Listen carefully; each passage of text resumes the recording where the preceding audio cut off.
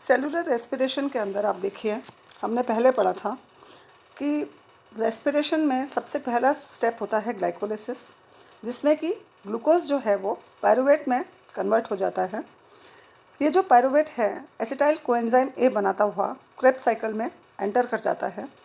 Krebs cycle की सारी process हम माइटोकॉन्ड्रिया में पढ़ते हैं। इसके बाद में नेक्स्ट आता है electron transport chain. Electron transport chain में आप देखिए, जो क्रेब्स साइकिल से के सबस्ट्रेट्स होते हैं ये वेरियस इलेक्ट्रॉन कैरियर्स के द्वारा एनर्जी को ट्रांसफ़र करते हैं, जिसमें मुख्य रूप से NADH और FADH2 का रिडक्शन होता है। और फाइनली ये सब इलेक्ट्रॉन्स ऑक्सीजन को पास हो जाते हैं और ATP का निर्माण करते हैं। इस प्रोसेस को हम ऑक्सीडेटिव फॉस्फोराइलेशन कहते हैं। देखिए, इलेक्ट्रॉन ट्रांसपोर्ट चेन क्या है। एनर्जी रिच कार्बोहाइड्रेट्स जो होते हैं they undergo a series of metabolic reactions और फाइनली ये ऑक्सीडाइज हो जाते हैं कार्बन डाइऑक्साइड और वाटर में। Reducing equivalents from various metabolic intermediates are transferred to NAD and FAD, जिससे कि NADH और FADH2 बन जाते हैं। ये जो दोनों रिड्यूस्ड कोएंजाइम्स हैं ये एक इलेक्ट्रॉन ट्रांसपोर्ट चेन को पास करते हैं और फाइनली ऑक्सीजन को रिड्यूस कर देते हैं वाटर में। The passage of electrons through this chain, इसमें थोड़ा सा फ्री एनर्जी का लॉस होता है और कुछ पार्ट फ्री एनर्जी का यूटिलाइज हो जाता है ATP को जनरेट करने में। तो हम कह सकते हैं कि electron transport chain is the final common pathway in aerobic cells by which electrons derived from various substrates are transferred to oxygen. ये एक सीरीज़ है of highly organised oxidation reduction enzymes की। माइटोकॉन्ड्रिया में इलेक्ट्रॉन ट्रांसपोर्ट चेन होता है। Mitochondria जो है हम सभी जानते हैं सेंटर है मेटाबॉलिक ऑक्सीडेटिव रिडक्शन रिएक्शंस की, जिससे कि ये जनरेट करते हैं रिड्यूस्ड कोएंजाइम्स NADH और FADH2, जो कि यूटिलाइज हो जाते हैं ETC के अंदर और एनर्जी रिलीज़ करते हैं in the form of ATP। इस वजह से माइटोकॉन्ड्रिया को power house of the cell कहा जाता है।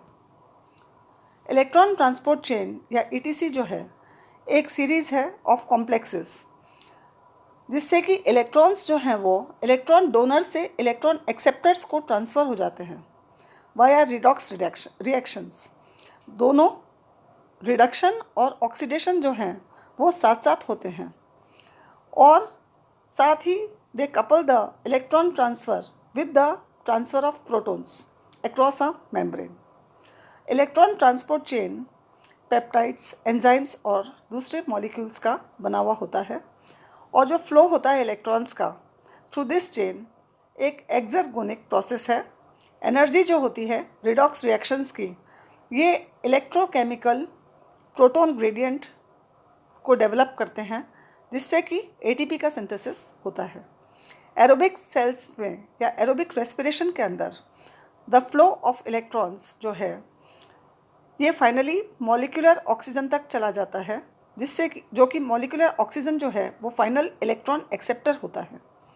और एनएरोबिक रेस्पिरेशन में इलेक्ट्रॉन एक्सेप्टर्स यूजुअली दूसरे होते हैं, जैसे कि सल्फेट। इलेक्ट्रॉन ट्रांसपोर्ट चेन में रिडॉक्स रिएक्शंस जो हैं ये फ्री एनर्जी के द्वारा मैनेज करी जाती हैं। जैसे हम देखते हैं यहाँ पर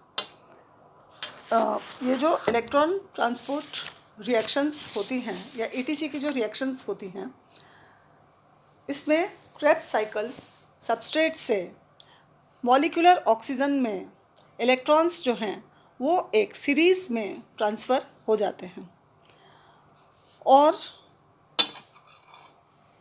इस स्टेप वाइज ट्रांसफ़र के अंदर इलेक्ट्रॉन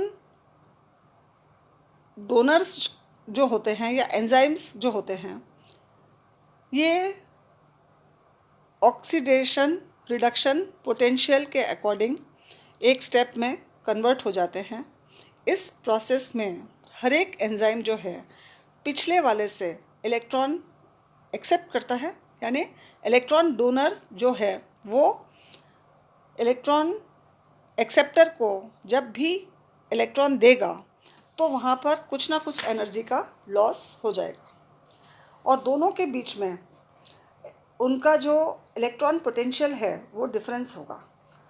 अगर उनमें डिफरेंस ज़्यादा होगा तो इलेक्ट्रॉन्स का फ्लो और तेज़ी से होगा और इससे और ज़्यादा एनर्जी रिलीज़ होगी। इलेक्ट्रॉन ट्रांसफ़र के दौरान पुश और पुल का मैकेनिज़्म डेवलप हो जाता है।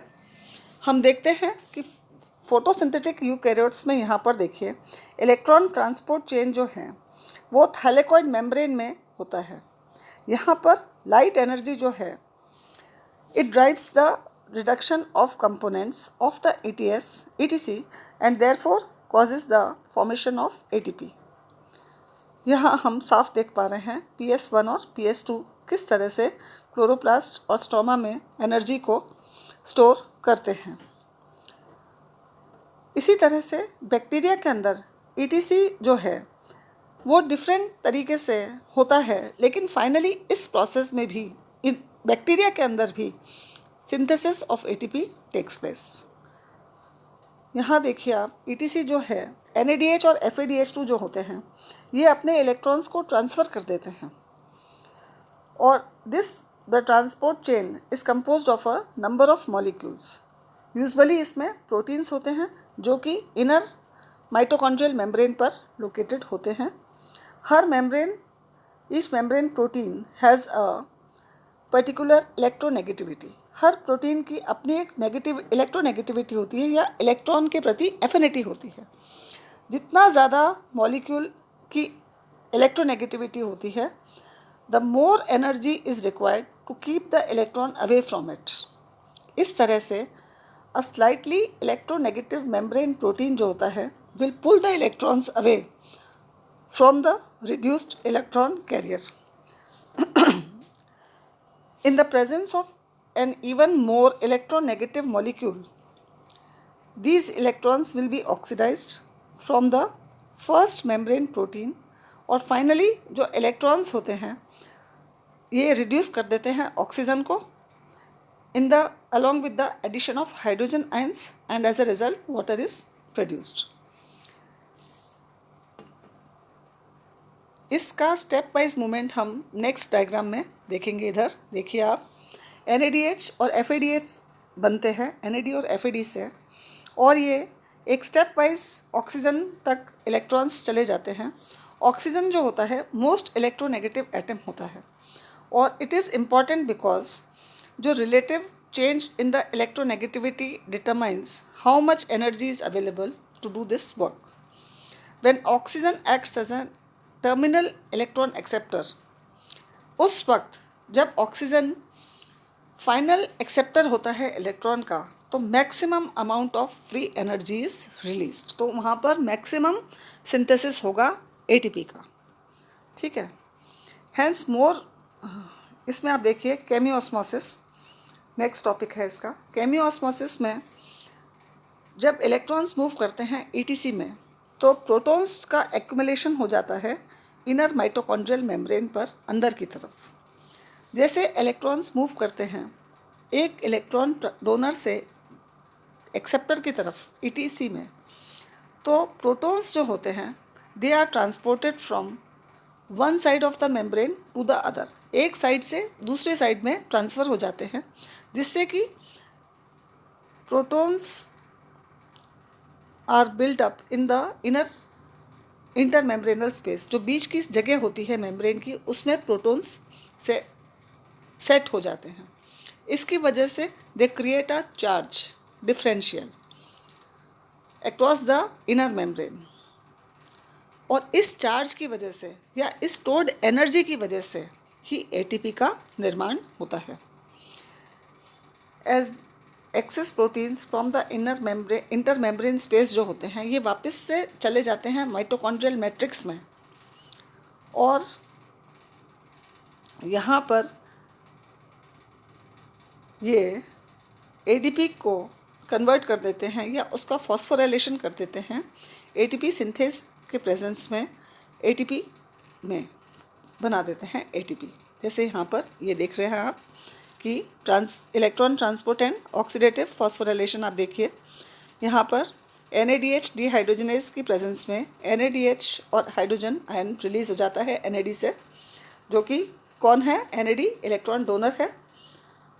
उसके बाद में यूबिक्विनॉन से होता हुआ ये साइटोक्रोम B कॉम्प्लेक्स में, फिर साइटोक्रोम C में, और finally it is passing over to oxygen molecule. Hydrogen ion यहाँ पर मिलता है, वाटर रिलीज हो जाता है और ADP जो होता है वो ATP बना देता है माइटोकॉन्ड्रियल मैट्रिक्स के अंदर। Thank you.